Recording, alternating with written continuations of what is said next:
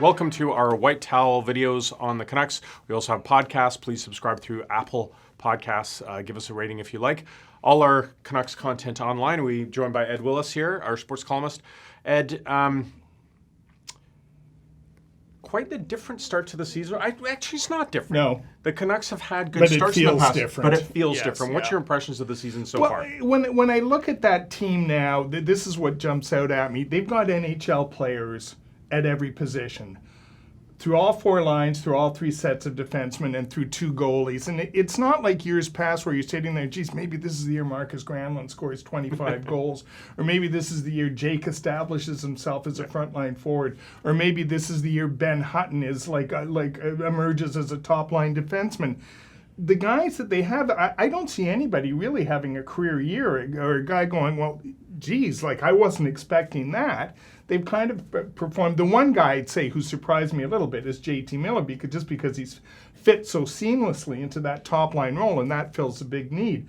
But I think that's the thing that really jumps out at me about this team, is it's kind of almost how you'd expect them to perform, and that's taking some getting used to. So it's funny, the criticism of the GM in this market, especially the money that he's doled out for some of the third and fourth liners. But when you look at it, it is that depth that has the team in the position it is, isn't it? Is it not? Guys like Tyler Myers have looked good. JT Miller, as you point out. I mean, obviously you can point to Louis Eriksson still in the press box with the money he's making.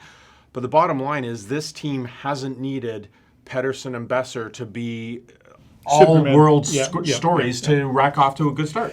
I can't recall a general manager who's completely reframed the perception of him the way Jim Benning has this year. Look, I know it's early days, and I know you always have to put that caveat out there with the Canucks. Yeah. This can still go a number of different ways, but from where Benning went to, I think heading into the draft and free agency this season versus where that team is now, it's night and day. He took a lot of criticism, and I think most of it was completely justified in this market. But it looks like he's reshaped this, and there's all kinds of narratives around that, because Jim's vision was he could get this team up and running and competitive in a lot tighter window than Trevor Linden thought he was, and ultimately that's what cost Trevor his job. And yet ultimately it looks again okay, we're 9 games in, but it looks like that's been the case, and I'm not sure where else they would go from there. You look at it and you go, well, okay, Miller wasn't like he was.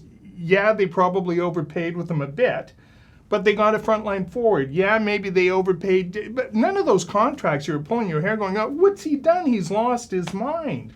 They all came in at reasonable dollars, and they all seem to, fit in the parameters for their payroll. Well, very interesting team this year. We'll be able to follow their stuff all year long. Read Ed's columns online, or if you're still a subscriber to our paper, you can subscribe to our podcasts and videos. Keep coming back every week for our great Canucks coverage.